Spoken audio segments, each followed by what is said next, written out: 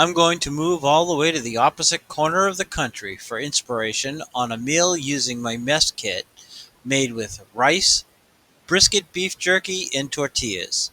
I'll also share a little bit about place names around the Northeast. So join me in this week's episode of Making a Mess with the Yankee Camper as I cook tacos de Mexicali con arroz.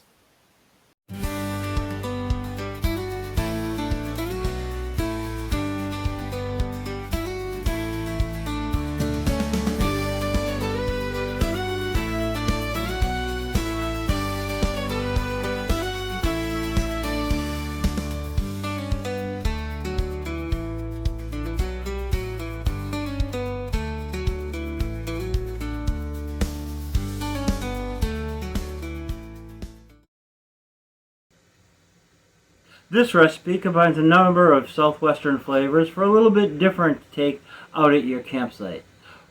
First thing you're going to want is a quarter of a cup of white rice, a quarter of a teaspoon of chili powder, a quarter of a teaspoon of cumin, and a half a teaspoon of cilantro. Put all of those into a Loctite bag. Drop those into your paper sack. You'll also need about 3 ounces of beef jerky.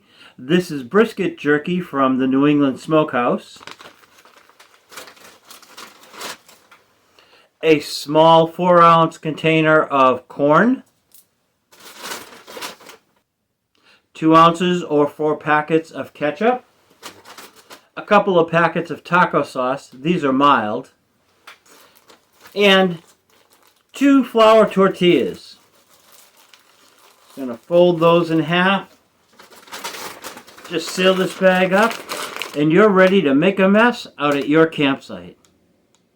I don't receive any endorsements, but if you'd like to support my channel, you can buy me a cup of coffee. The link's right there on the screen, and I'll put a copy of it in the description below. Now, let's get back to the video.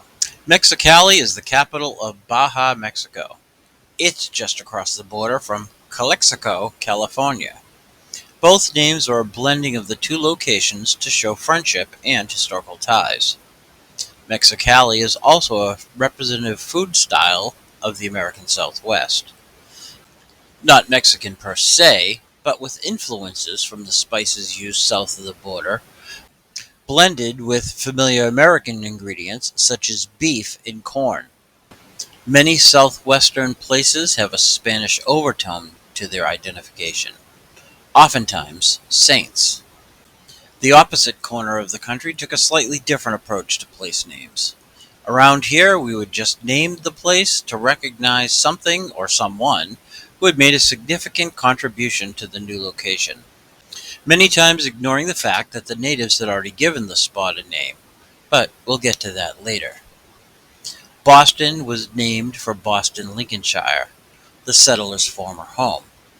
Worcester had the same situation. Hartford, Connecticut was named for Hartford, England, but spelled differently. Although the Pilgrims sailed from the port of Plymouth at the River Plym's mouth in Devon, they didn't name the town. The coastal area in the New World appears on maps by John Smith as early as 1616. In fact, as many as 100 towns in Massachusetts alone are named after locations in the UK. The same is true for counties as well. Middlesex, Essex, Norfolk, Barnstable, which was named for the town of Barnstable on Cape Cod, which was named for Barnstable in England. Other areas were named to honor people. Cape Anne for Queen Anne of Denmark, the mother of the future King Charles I, for whom the Charles River was named. Cape Elizabeth was for Charles's sister. These were assigned by John Smith in 1604. Cape Cod had been named Cape James after the king, but it didn't stick. Other names were assigned later to honor famous Americans, such as Washington, New Hampshire, Adams, Mass., Jefferson, Maine, Madison, Connecticut, and Hero, Vermont, because they didn't want to play favorites. Likewise, if a name was already taken, the word New was stuck in the front. New Bedford, Massachusetts, New Gloucester, Maine, New London, Connecticut, New Boston, New Hampshire, which has two news. If a couple of wildebeest got loose in that town, would the headline read New Boston, New Hampshire News in the news? Never mind. The addition of new, as a matter of fact, is how the region got its name. While exploring, John Smith thought the area looked like Old England, and therefore named the region New England. Now you know. Of course, not every location had its name changed from the original. We'll talk about those in a moment. But let's get dinner started first. Let's unpack our ingredients for our tacos de Mexicali. We have tortillas, our beef jerky, the Mexicali rice, 4 packets of ketchup, and 2 packets of mild taco sauce. First thing we need to do is heat up the water. So I'm going to open my corn niblets and measure that out into a measuring cup.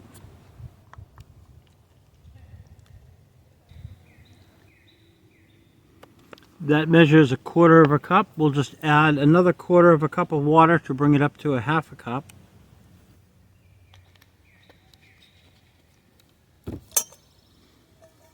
Using our smaller pot, we're just going to add that liquid right into the pot.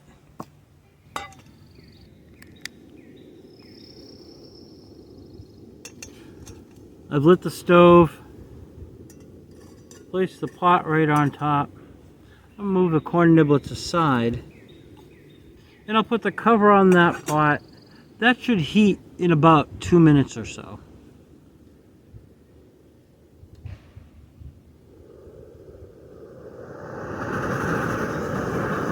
While that liquid heats, I'm going to cut up my brisket jerky into small bites using my knife, and then I'll place them right into this measuring cup.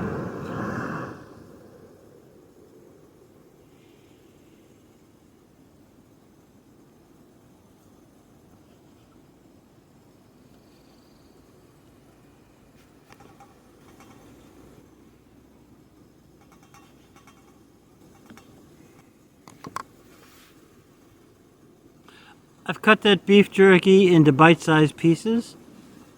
The water started to boil.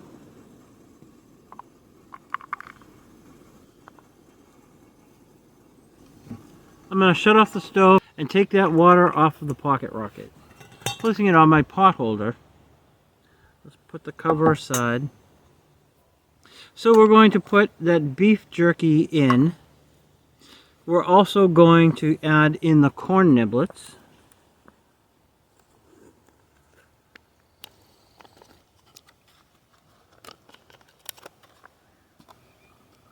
And then we'll add in the 4 packets of ketchup.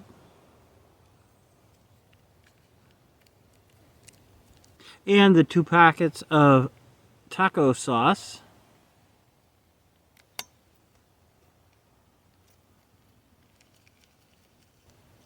I'll get all of that mixed up, and then we'll put the rice in.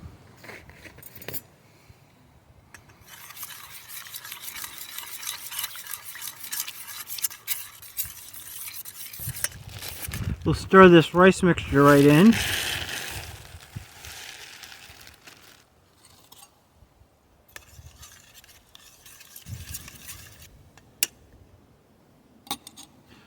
Let's relight the stove.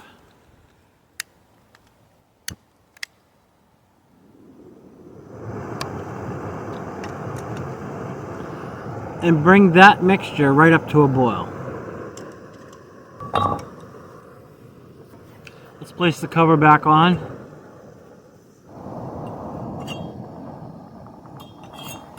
So that started to boil. We're going to turn the heat down to very low.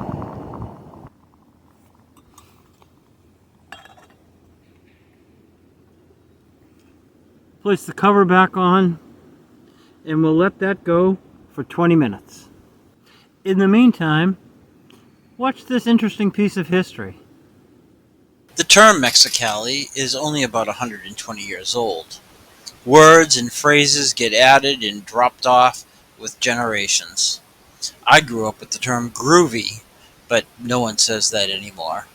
They wouldn't be Riz. Did I use that right? Beats me. Of course, the people who were here originally had names for places. They typically had a more descriptive representation of the location. If an area was almost an island, it was known as Nahant, or Piscataqua, meaning a place where the river divides, created a boundary of lands for groups, the same as today in what is now Maine in New Hampshire. As time went on from the early 17th century, the English began to accept the names assigned by the indigenous people, although often mispronounced. The place of swift water, Merrisquemack, became Merrimack. Musquamscut, meaning grassy river, became Swampscott. Penawapskik became Penobscot. Other names, like Narragansett, were groups of people or tribes that got assigned to the place where they were living. Some names, such as Katahdin, Great Mountain, remained fairly easy to pronounce and therefore didn't get overly anglicized. Sometimes the actual meaning of words are lost to time because the language is no longer spoken or remembered. This isn't just a Native American language thing, though. Try reading Shakespeare aloud, without translation, from just over 400 years ago. And that's the language I'm using now. So, words and meanings change and evolve. Some places, however, retain their names because they're just fun. One such lake is in Webster, Massachusetts, a town named for the great orator Daniel Webster, whom I spoke of in the episode back in January on Senate bean soup. Referred to as the fishing place with boundaries, its full name is Lake Chagagagog Manchagagog Chabanagdangamog. I think I said that right. Meaning, you fish on your side, I fish on my side, nobody fishes in the middle, and is the longest name of a body of water in the world. By the way, that name is probably only about as old as the term Mexicali. It was likely embellished by a reporter in the early 20th century. The Nipmuc name was more like Chabanagungumog.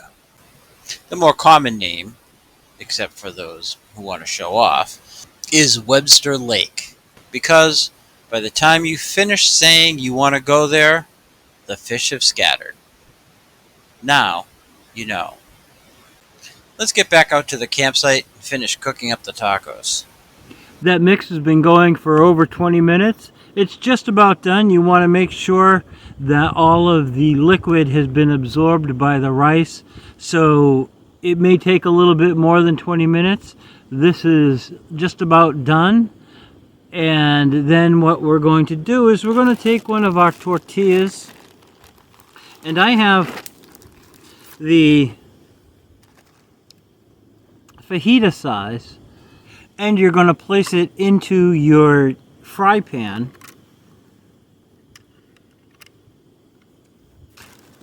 Let's check on that rice and see how that's doing. It looks like it needs about another 3 minutes or so. Rice is tricky. It wants a low heat. The pocket rocket makes it a little bit difficult because it's just got a center flame. But if you keep an eye on it and make sure that it's a nice low heat but not going out, the rice will come out fluffy and it will be great.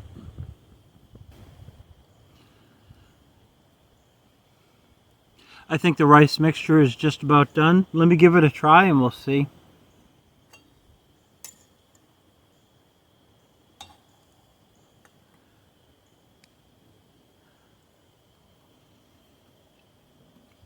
Oh yeah, that's good.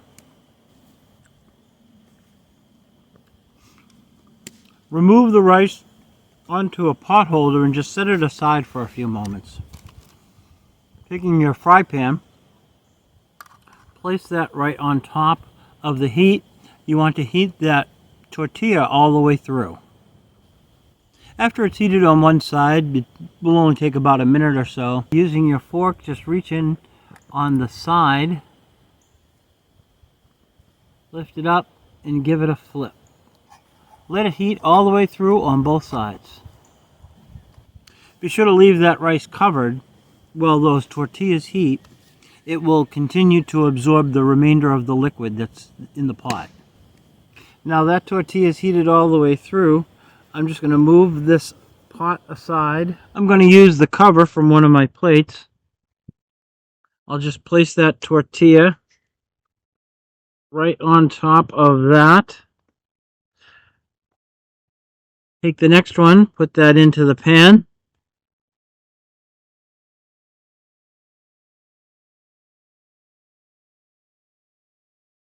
While that one's heating, using my spoon, spoon the mixture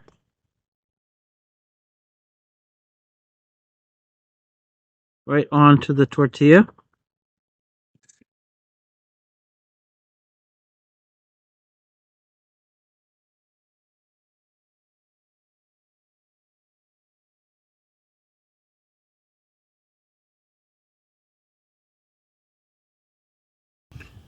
So that second tortilla is heated. I'm going to turn off the burner.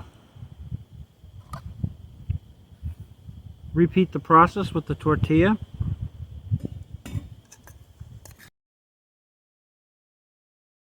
I'll fold that up. Tacos de Mexicali con arroz. I'm going to eat my supper, and then I'm going to clean up my mess.